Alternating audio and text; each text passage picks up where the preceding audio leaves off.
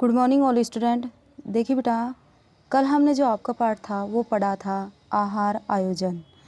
आहार आयोजन क्या था वो आपने देखा कि आहार आयोजन क्या है। तो आहार या आयोजन के बारे में आपने पढ़ा कि आहार आयोजन का मतलब होता है कि संतुलित भोजन, भोजन के अंदर पौष्टिक तत्व होना, ये हमारे परिवार के सभी सदस्यों के अनुसार हो, सभी को पौष्टिक भोजन मिले। आगे अगला जो पाठ है वो है आहार आयोजन प्रक्रिया, यानी आहार आयोजन की जो प्रक्रिया है वो किस प्रकार की होनी चाहिए। तो देखिए, इसमें थोड़ी सी भूमिका है कि आहार आयोजन के बारे में हमने पिछले अध्याय में पढ़ा है। तो आपने आहार आयोजन के बारे में आपने पिछले अध्याय में पढ़ा था कि ये क्यों आवश्यक है, इसकी किस प्रकार इसको देना चाहिए, और क्या नाम है, इसके सिद्धांत क्या हैं, प्रभावित करने वाले तत्व कौन कौन से हैं, किस प्रकार के कार्य करने वालों के लिए कौन सा आहार चाहिए, धात्री के लिए, गर्भावस्था के लिए, जो भारी कार्य करते हैं उनके लिए किस प्रकार का आहार हो। ये आपने देखा कि आहार आयोजन के बारे में हमने पिछले अध्याय में पढ़ा है। आहार आयोजन की प्रक्रिया प्रत्येक स्त्री के द्वारा किसी न किसी रूप में, ये स्त्री गलत लिखा हुआ है, इसको ऐसे लिख लेना भाई, ये स्त्री के द्वारा किसी न किसी रूप में की जाती है। आहार आयोजन की प्रक्रिया का मतलब क्या है, यानी जो प्रक्रिया का मतलब होता है जो कार्य करने की जो तरीका होता है, कि आहार आयोजन सभी स्त्रियां अलग अलग तरीके से करती हैं। सब्जी और सूखा राशन इकट्ठा कर लेती हैं। आपने देखा होगा कि जो घर की गृहिणियाँ होती हैं वो महीने भर का राशन इकट्ठा कर लेती हैं एक साथ, या जो राशन आपने सूखा राशन मंगवाती हैं, महीने भर का सूखा है, दाल चावल चीनी, तो ये सब चीज़ें, और जो सब्जी है वो कम से कम 2 दिन की, 1 दिन की एक्स्ट्रा रखती हैं कि पता नहीं मौसम कैसा हो, बाज़ार में सब्जी लाने वाला हो या न हो। तो ये सब चीज़ें हैं कि प्रक्रिया का मतलब यही है कि अपनी जो कार्य है उसको सुचारू रूप से चलाए रखना, और साथ में अगले सुबह से शाम तक के भोजन के बारे में भी सोच लेती हैं। सोचने का मतलब यही है कि आहार आयोजन प्रक्रिया, जैसे आपने देखा होगा कि घरों में जो खाना औरतें बनाती हैं तो उनको एक परेशानी रहती है कि सुबह के खाने में, नाश्ते में क्या बनाएं, दोपहर के खाने में क्या बनाएं, शाम को क्या बनाएं, ये सब चीज़ें रहती हैं। तो वो सभी से पूछकर पूरे दिन की दिनचर्या के रूप, जैसे हम दिनचर्या करते हैं सुबह से शाम तक, उसी प्रकार से जो भोजन का जो मेनू होता है वो भी डिसाइड कर लिया जाता है कि सुबह नाश्ते में क्या बनेगा, शाम को खाने में क्या बनेगा, दोपहर के खाने में क्या बनेगा, ये सब चीज़ें। तो आपने देखा कि आहार आयोजन के बारे में हमने पहले पढ़ा है। आहार आयोजन क्यों आवश्यक है हमारे शरीर को, क्यों आवश्यक है, क्योंकि यदि हमारे शरीर को भोजन नहीं मिलेगा तो हमारा शरीर कार्य नहीं करेगा। ठीक है, यदि शरीर कार्य नहीं करेगा तो हम चल फिर नहीं सकेंगे, सोच नहीं सकेंगे, कार्य नहीं कर पाएंगे। और आहार भी सामान्य नहीं, हमें पौष्टिक भोजन चाहिए। पौष्टिक भोजन से ही हमारे शरीर में तंदुरुस्ती रहेगी, ऊर्जावान रहेगा हमारा शरीर। ठीक है, आगे दिया हुआ आहार आयोजन की प्रक्रिया, प्रक्रिया का मतलब यही होता है कि उस आहार को किस प्रकार से, जो हमारा भोजन है उसको किस प्रकार से पूरे दिन भर परोसा जाए, क्या बनाया जाए, ये सब चीज़ें करना ही प्रक्रिया कहलाती है। सूखा राशन हुआ तो हमारे जो घर की औरतें होती हैं मौसम के अनुसार जो भी उनको राशन चाहिए महीने भर का एक बार इकट्ठा कर लेती हैं, और जो सब्जियां होती हैं वो भी 1-2 दिन एक्स्ट्रा रखती हैं। सुबह से शाम तक का खाना जो बनाना होता है वो भी पूरे दिन भर का मेनू जो है रात को डिसाइड करके सोते हैं कि सुबह हमें ये बनाना है, वरना सुबह उठ के खाना बनाएं तो थोड़ी सी परेशानी हो जाती है, सोचते ही रहते हैं कि क्या बनाएं क्या न बनाएं। ठीक है, आगे देखिए, इसमें अगला जो पॉइंट है वो देखिए, इसमें दिया हुआ कि आहार आयोजन कैसे करें। आपने प्रक्रिया देखी, तो आहार आयोजन किस प्रकार से करें, हम जो हमारा आहार है वो हम किस प्रकार से आयोजित करें उसको। तो इसके बारे में आप देखिए कि आहार आयोजन करने से पहले कुछ व्यवहारिक बातें जानकारी होना चाहिए। व्यवहारिक बातें का मतलब होता है जो आम बातें होती हैं उनके बारे में कहा गया है कि कुछ हमारे व्यवहार की बातें होती हैं, उनको हमें ध्यान में रखना चाहिए। आपने देखा होगा कि अलग अलग घरों में अलग अलग प्रकार के भोजन बनाया और परोसा जाता है। तो ये बात सही है कि सभी के घरों में एक जैसा भोजन नहीं बनता है, एक जैसा खाना नहीं बनता और एक जैसे तरीके से नहीं परोसा जाता है। आपने देखा होगा सभी के घरों में सुबह का खाना है, दोपहर का खाना है, ये सब अलग अलग प्रकार के मेन्यू में बनाए जाते हैं। ज़रूरी नहीं कि सभी की दाल ही बने, सभी की सब्जियां ही बने, सभी की रोटी ही बने, कुछ भी बन सकता है।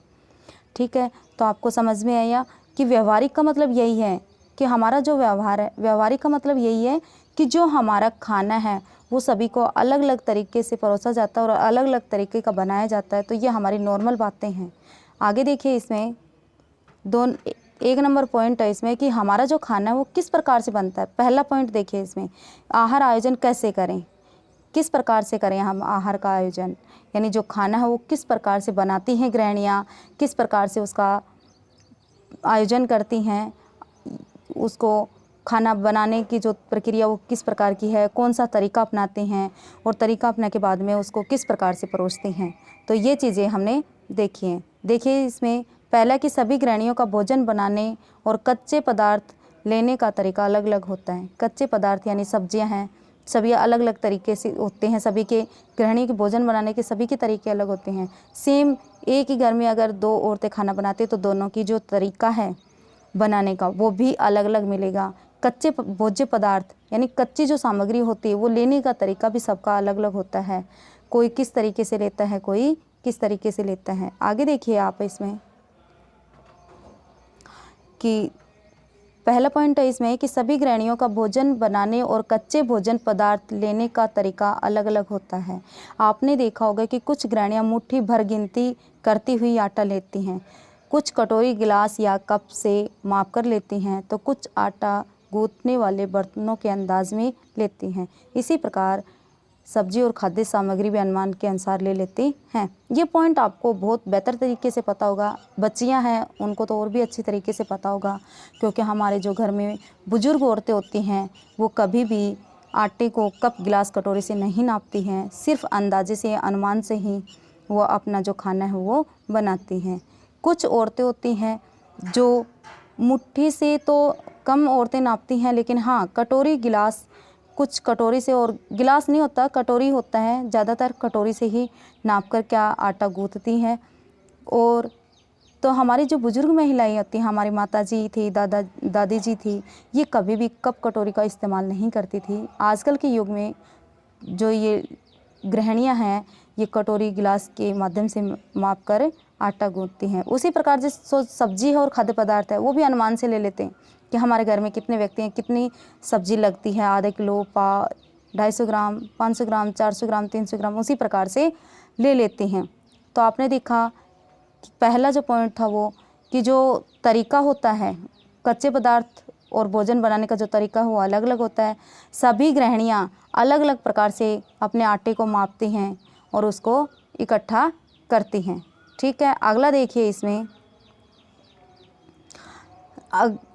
जो सब्जी है वो भी और खाद्य पदार्थ है वो भी अनुमान से ले लिया जाता है। आगे देखो इसमें, अब दो नंबर पॉइंट देखिए। इसमें 2 नंबर पॉइंट है, ये 2 नंबर पॉइंट है। देखिए इसमें 2 नंबर पॉइंट को, आपने देखा होगा कि किसी के घर में रोटी छोटी व पतली बनती है तो किसी के घर में बड़ी व मोटी बनती है। ये चीज़ सभी के घर में है। हमारे जो दादा दादी थे, दादी जी हमारी रोटी बनाती है तो आपने देखा होगा कि वो मोटी रोटी बनाती है, रोटी मोटी बनाती है। लेकिन हमारी जो सिस्टर होती हैं या आप जो आजकल की बच्चियाँ होती हैं वो छोटी और पतली रोटियाँ बनाती हैं। बीच की जो लेडीज़ होती हैं वो भी ऐसे ही रोटी बनाती हैं। ठीक है, तो आगे देखिए अब इसमें कि जो घर के अंदर जो रोटी होती हैं वो कई प्रकार से बनती है, पतली है, मोटी है, लंबी है, चौकोर है, गोल है। छोटे बच्चे रोटियां बनाते तो चौकोर बनाते, गोल बनाते हैं, छोटी, मोटी, पतली। ठीक है, अगला है इसी प्रकार दाल कहीं गाढ़ी, पतली, सब्जी रेशेदार वाली होती है। खाद्य पदार्थ अलग अलग प्रकार से काम में लिए जाते हैं। ये नॉर्मल सी बातें हैं, लड़कियों को तो खूब बेटर तरीके से पता होगा। लड़के हैं थोड़ा सा देख लीजिए, आप खाना खाते हो तो आपको पता रहता है कि हाँ आपके घर में किस प्रकार का खाना बनता है। पतली रोटियाँ बनती हैं, मोटी बनती हैं, दाल पतली बनती है, गाढ़ी पड़ती है, सब्जी है सूखी बनती है, रेशेदार बनती है। तो ये सब चीज़ें आपने अलग अलग देखी होंगी। सभी के घरों में जो खाना होता है वो अलग प्रकार से बनाया जाता है, उनकी जो मात्रा होती है वो भी अलग अलग होती है, खाद्य पदार्थ होते हैं वो भी अलग अलग होते हैं। तो ये सब चीज़ें आपने देख लिया। इसमें 2 नंबर पहला पॉइंट था कि अनुमान के अनुसार आटा गूँथना, खाद्य सामग्री यानी सब्जी लेना, जो भी खाना बनाया जाए, पराठे बनाए, दाल बनाई, चावल बनाए, जो भी सब अपने अपने हिसाब से लेते हैं। 2 नंबर पॉइंट है कि जो घर का खाना है वो अलग अलग तरीके का बनता है, सभी एक जैसा नहीं बनाते हैं। रोटियां हैं, अलग अलग गृहिणियाँ अलग अलग प्रकार की रोटियां बनाती हैं, सब्जी दाल चावल सब अलग अलग प्रकार से बनाती हैं, नॉर्मली आपको पता होगा। अगला जो पॉइंट है वो देखिए आप, तीसरा नंबर जो का पॉइंट है आपका कि घरों में भोजन परोसे जाने के लिए भी बर्तन, कप, कटोरी, गिलास, चम्मच आदि अलग अलग माप के होते हैं। आपने देखा होगा कि घरों के अंदर जो बुजुर्ग व्यक्ति होते हैं वो कटोरियों में खाना कम पसंद करते हैं, किसमें, थाली में सब्जी डाल के, प्लेट में डाल के, इस प्रकार से खाना खाते हैं। ठीक है, तो आपको पता हो गया होगा कि जो घर के अंदर जो हमारे बुजुर्ग लोग हैं या आजकल के जो बच्चे हैं वो पानी पीने के लिए अलग से गिलास रखते हैं, सब्जी के लिए अलग से चम्मच रखते हैं, कटोरी में सब्जी डलवाते प्लेट में रखते हैं, तो ये सब चीज़ें अलग अलग हैं। तो जो भोजन परोसने का जो तरीका है वो भी कैसा होता है, अलग अलग होता है, और जो गृहिणियाँ होती हैं वो अलग अलग प्रकार से भोजन को परोसती हैं।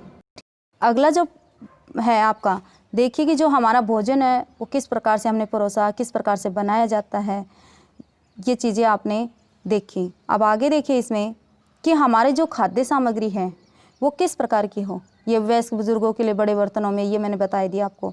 अब ये पॉइंट आप नोट कीजिए और याद भी रखिए इस सारणी को कि खाद्य पदार्थ और ग्राम या संदर्भ इकाई, यानी जो खाद्य पदार्थ है वो प्रतिदिन कितना लेना चाहिए, कितने ग्राम में लेना चाहिए। इसमें जो पहला पॉइंट है वो है अनाज, कितने ग्राम, 30 ग्राम, दाल 30 ग्राम, अंडा 50 ग्राम, मछली मांस या जो भी है ये 50 ग्राम, दूध हमें 100 ग्राम लेना चाहिए, कंदमूल, कंदमूल का मतलब होता है फल फूल, ये 100 ग्राम लेना चाहिए, हरी पत्तेदार सब्जियां हैं ये हमारे खाने में 100 ग्राम होनी चाहिए, अन्य सब्जियां 100 ग्राम होनी चाहिए, फल होने चाहिए इसमें, कंदमूल। अगला देखिए इसमें जैसे शक्कर है ये 5 ग्राम होना चाहिए, घी व तेल 5 ग्राम होना चाहिए। आपने ये सभी चीज़ें देखी।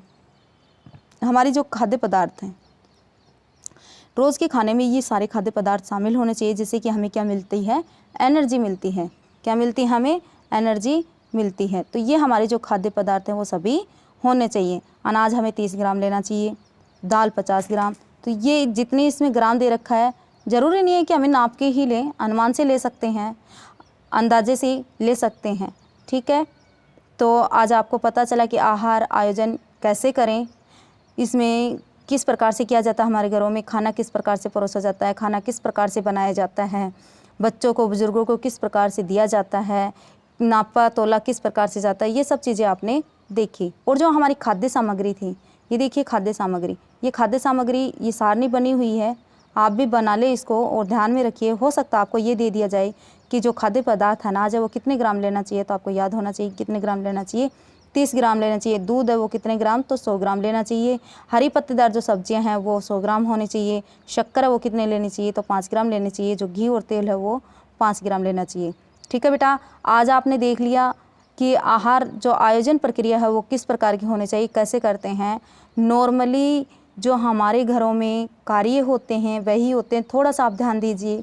बच्चियों को तो बहुत अच्छी तरीके से समझ में आ गया है, बेटा आप लोग हैं थोड़ा सा आप भी ध्यान दीजिए तो आपको अच्छी तरीके से समझ में आएगा। आपने देखा कि हमारे घरों में जो खाना बनता है वो किस प्रकार का बनता है, ये सब चीज़ें आपके सामने रहती हैं। ये सब चीज़ें आप खाने में काम लेते हो या नहीं लेते हो, खाद्य सामग्री जितने आपकी अच्छा करती है उस प्रकार से खाद्य सामग्री प्रयोग में लेते हो। तो आज ये लेसन हमने पढ़ा दिया, आज के लिए इतना ही। आपको अच्छी तरीके से समझ में आ गया होगा।